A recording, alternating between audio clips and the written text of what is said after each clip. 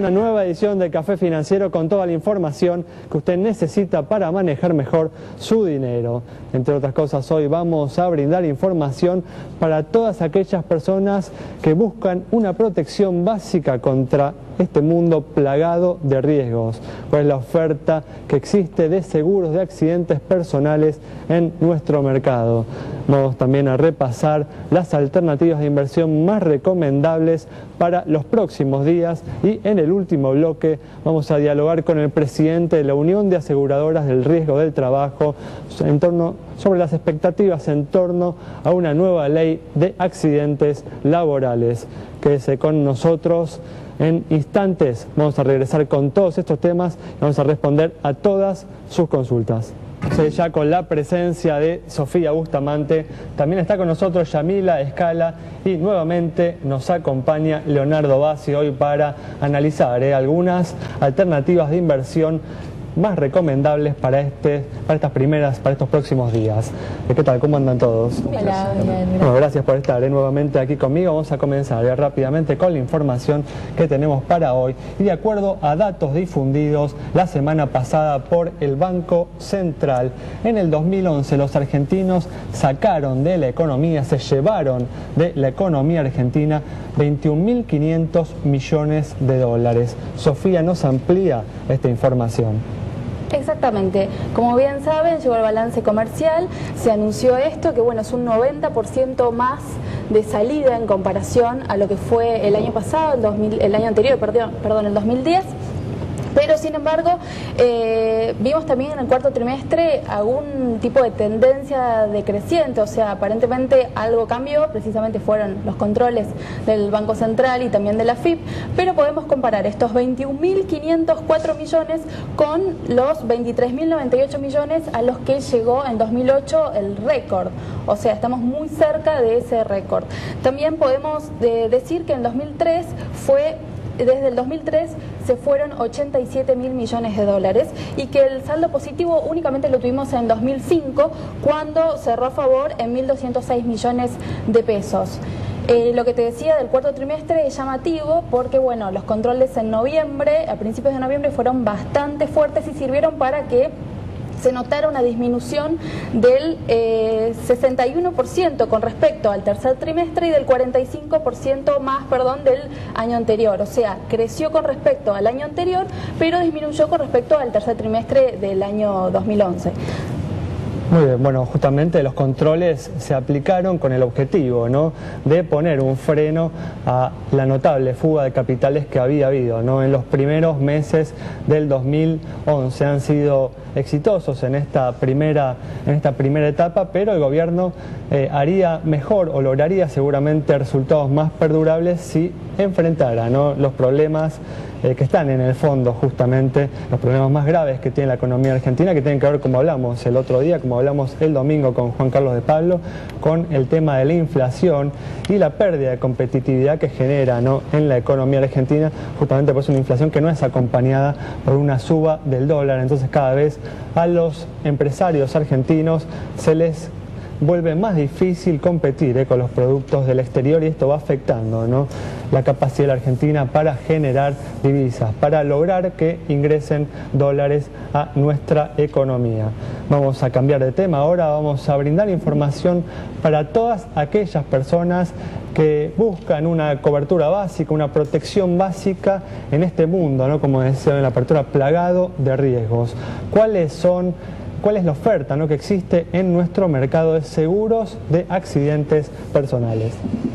Que entonces en el mercado argentino, en esta materia, se cotizó una cobertura por muerte e invalidez en caso de accidente para una persona de 36 años, casado, con una familia tipo, con una suma asegurada de 150.000 pesos. Entonces lo que vemos es la cobertura básica en primer lugar, San Cristóbal 22 pesos por mes, El Comercio 25,50, Allianz 30 pesos por mes, Meridional 32, 35 para CNP, La Segunda con 36 pesos por mes, HSBC en 42 pesos y ya Sancor con 65 pesos por mes. Después pasamos a aquellas coberturas que incluyen también los gastos médicos, aquellos en los que se pudiera llegar a incurrir en caso de accidente, y especialmente diseñados para aquellas personas que no pueden acceder a una buena cobertura de salud desde otro lugar.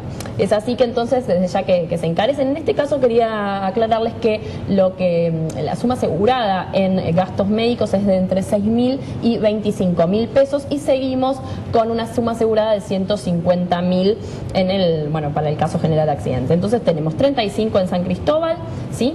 El Comercio 36 pesos por mes, Allianz 38 pesos, 40 para CNP, Mapfre con una suma asegurada de 180.000 pesos, esta es una excepción, con 25.000 por gastos médicos, de 42 pesos por mes. Ya después la segunda con 48 pesos, 53 para Meridional, SMG 62 pesos, Federación Patronal 75 y ya en 90 pesos Sancor también en ese lugar. Así que bueno, esto es lo que hay en cobertura contra accidentes personales en el mercado en este momento. Ahí justamente veíamos, ¿no? Justamente en el seguro de accidentes personales, que incluye esta cobertura por gastos médicos, no por accidente. Es una cobertura, como vos bien decías, ya muy interesante para aquellas personas que no cuentan, ¿no?, con una buena cobertura médica y que pueden justamente contar, ¿no?, en caso de accidente, con el apoyo, ¿no?, de la compañía de seguros, con este monto adicional que uno puede utilizar para mejorar, ¿no?, la atención médica a la que uno puede acceder. Vamos a seguir ahora con otro tema.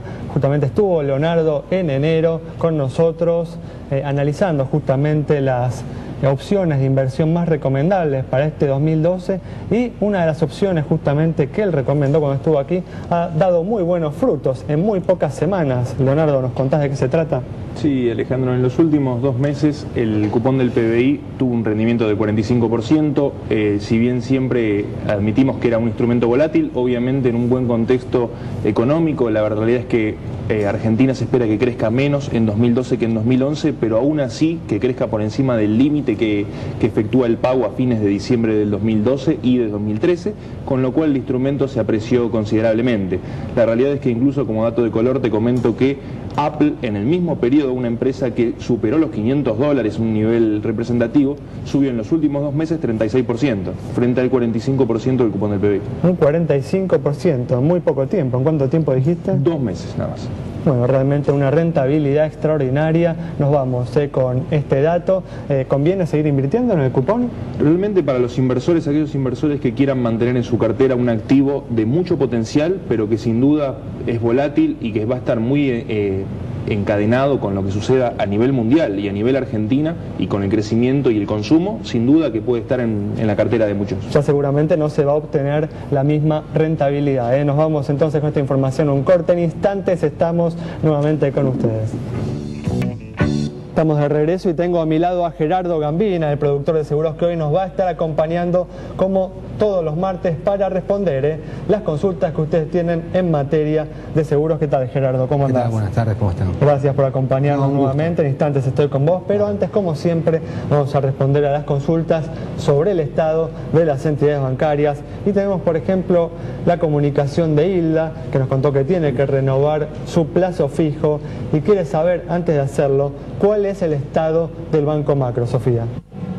Bueno, se puede quedar tranquila porque Banco Macro tiene un patrimonio de 4.616 millones de pesos, los depósitos alcanzan los 25.321 millones de pesos, y con respecto a sus resultados tenemos 1.036 millones de pesos, así que podemos asignarle una cara sonriente por estos indicadores. Tenemos otro llamado también, el de Alberto, que nos preguntó por la situación del Banco Meridian. El Banco Meridian tiene 45 millones en lo que respecta al patrimonio, 199 millones de pesos en depósitos y un resultado de 2 millones desde diciembre del 2010, así que también que se quede tranquilo. Muy bien, perfecto. Vamos a comenzar ahora a responder las consultas que nos han enviado sobre cuestiones del seguro, este negocio, ¿no?, que presenta tantos vericuetos y sobre el que hay que informarse bien para a veces no ser atropellado. Tenemos, por ejemplo, Gerardo, la pregunta de Mariano, que nos cuenta, ¿no?, que con él, no, la de Fabricio, disculpa, comenzamos con la de Fabricio, que tuvo un pequeño accidente con su auto el otro día. Como está saliendo de viaje, le convendría tramitar el siniestro con la compañía al regreso, ¿no?, del mismo. Quiere saber qué plazo tiene para iniciar el reclamo en la empresa, para ver si es posible justamente hacer esto que desea. Bueno, sí, perfecto. Digamos, está estipulado en las condiciones de póliza, la ley de seguros, que ante un siniestro lo primero que hay que hacer es denunciarlo a su propia compañía, por el cual él tiene un lapso de 72 horas. O sea, por lo menos el informe inicial a su productor, para que a su vez lo informe a la compañía, es de 72 horas.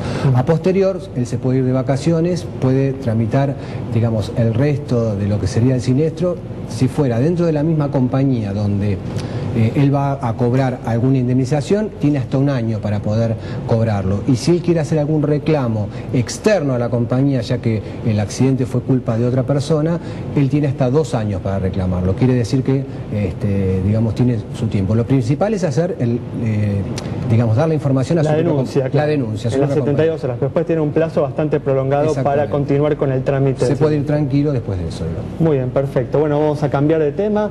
Vamos a contar, ¿no?, que el Banco Superville lanzó hace algunos días un nuevo plazo fijo que tiene la particularidad de que su rentabilidad está sujeta a la variación, es un plazo fijo en pesos, cuya rentabilidad está sujeta a la variación en el valor del dólar. Sofía nos amplía esta información. Exactamente, Alejandro, y además de la variación tenemos un 5% extra, por eso es tan atractivo para los clientes del Banco Superville, que de hecho incrementaron las llamadas al call center en 5 veces, porque si bien nosotros nos enteramos ahora, lo hicieron público la semana pasada, ellos ya venían anticipándole a los clientes, así que de entrada es una muy buena inversión y los clientes lo recibieron de esa manera. Son 5.000 pesos el importe mínimo, aunque el promedio de las operaciones que se están realizando son de 50.000 pesos. Podríamos ver, si querés, Alejandro, algún tipo de ejemplo. Un ejemplo, cómo funciona exactamente, y también no es solo para clientes del banco, sino para todo aquel que está interesado, ¿no? No, por supuesto, los que pudieron acceder son los que ya tenían el dinero en el banco, pero por supuesto que podrían llegar otros capitales.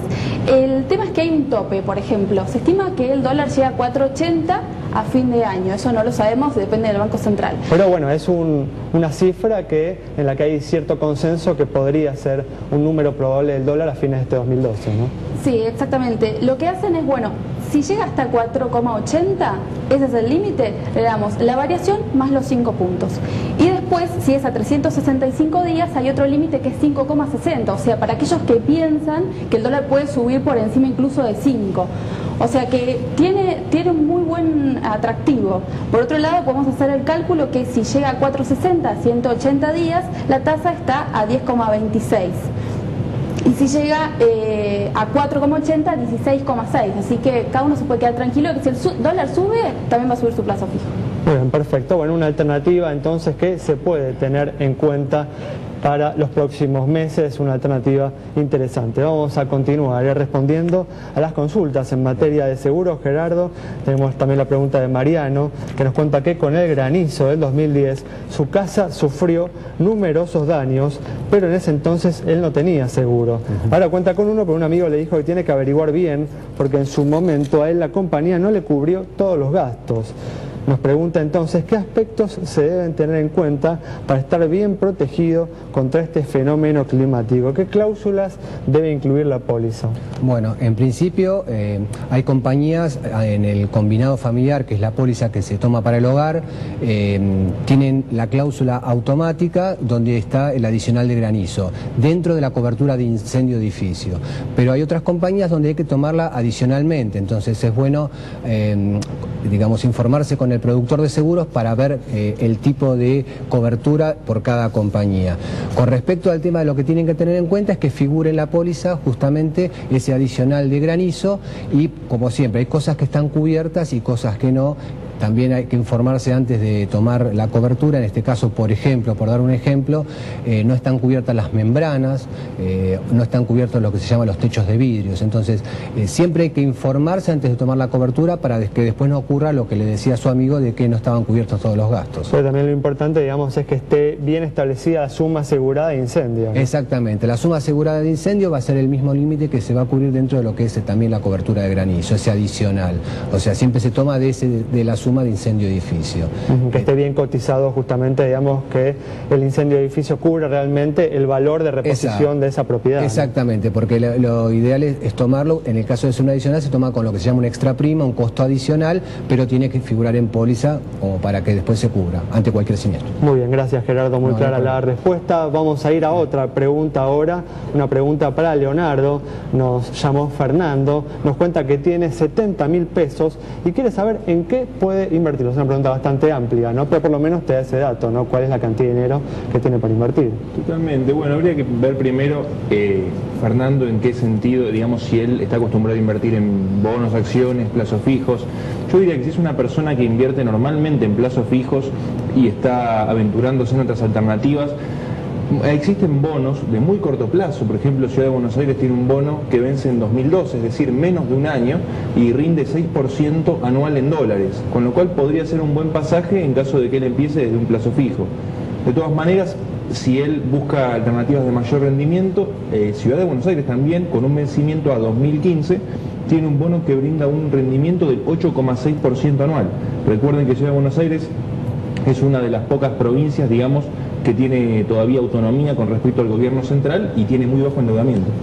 Teniendo en cuenta además, Leonardo, que hoy un plazo fijo en dólares paga menos del 1%, ¿no? Exactamente, un plazo fijo en dólares en promedio paga 0,7% anual en moneda dura, con lo cual estas alternativas de 6 u 8,6% realmente son alternativas muy interesantes y conservadoras. Un buen comienzo justamente entonces, como dice Leonardo, para el inversor más conservador. Y vamos a ir ahora, antes del corte, a una última consulta, en este caso sobre la situación de una compañía de seguros. Para Natalia, que nos preguntó sobre la situación de la empresa Paraná. Esta compañía presenta un activo de 196 millones de pesos, un pasivo de 158 millones y un patrimonio por 38 millones de pesos. Surge un resultado de 1 millón de pesos y primas por 152 millones de pesos. Informa 3.562 juicios, con lo cual, con parámetros que se condicen con los del promedio del mercado, es que le otorgamos la luz verde de nuestro semáforo. Bueno, vamos a un nuevo corte. Quédese con nosotros en instantes, estamos de regreso. Aquí estamos con Adrián Sase, que es gerente general de Consolidar y presidente de la Unión de Aseguradoras de Riesgos del Trabajo. ¿Qué tal, Adrián? ¿Cómo andás? ¿Qué tal? Buenas tardes. Bueno, muchas gracias por acompañarnos. Hay expectativas de que en este 2012 finalmente, tras varios años de incertidumbre, se logre avanzar en la sanción de una nueva ley de accidentes laborales. ¿Compartís, Adrián, esta expectativa que existe? Sí, realmente desde hace años que estamos esperando este cambio, pero bueno, por el interés que vemos en el Poder Ejecutivo y por los comentarios también hechos en varias ocasiones por la Presidenta de la Nación en relación a la problemática de la ley, a la problemática de la judicialidad, tenemos esperanzas que pasado las elecciones, este sea un año en el cual se den varias condiciones como para que una nueva ley pueda ser tratada en Congreso. ¿Por qué cambió? Para que tras tantos años finalmente se logre algún tipo de consenso para avanzar con una nueva ley. Bueno, lo que ocurrió es que lo que se venía diciendo en un primer momento, que la judicialidad iba a crecer, ha venido creciendo sostenidamente a lo largo de los años, algunos años creciendo a niveles de 40% interanuales. Hoy ya el sistema tiene 57.000 juicios nuevos por año. Y eso claramente genera una distorsión, genera un costo y genera también una inseguridad jurídica para las empresas y para los trabajadores que están cubiertos. Entonces creo que resulta importante encontrar nuevas reglas para darle previsibilidad al sistema. Luego de un 2011 movidito en materia regulatoria, ¿qué evaluación haces y qué perspectivas tenés respecto de temas como la repatriación de inversiones, por ejemplo? Bueno, particularmente en lo que es ART, que es lo que me toca, de lo que me toca hablar, la repatriación de capitales no fue un factor tan importante como en otras actividades, aseguradoras. En realidad nosotros colaboramos con la superintendencia en llevar adelante todo lo que se pidió, pero no fue un impacto muy importante. Pero claramente fue un año en ese sentido, también con el tema de reaseguros, que implicó por lo menos repensar las estrategias que teníamos como industria. Contame, te vuelvo a traer de nuevo justamente a esta posible ley de riesgos de trabajo, de accidentes laborales que podría salir en este año. ¿Qué aspectos crees que deberían ser contemplados en esta ley para resolver justamente los cuestionamientos legales que pesan, ¿no?, sobre la legislación vigente? Bueno, uno de los primeros tiene que ver con que, ya sea que un reclamo se haga por la vía judicial o por la vía administrativa, o sea, por la ley, tenga el mismo nivel y la misma forma de evaluarse. Eso creemos que es lo más importante. Después, el segundo tema tiene que ver con la aceptación o no de que existe un cúmulo, o sea, que existe la posibilidad de cobrar por el sistema y después ir a reclamar por la vía judicial, o tiene que existir un sistema que contemple uno u otro. Lo que no puede existir hoy por hoy, lo que pasa es que el trabajador cobra la indemnización por la vía administrativa, o sea, por la ley de riesgo de trabajo, y posteriormente va y hace juicio y con eso logra un incremento en las prestaciones.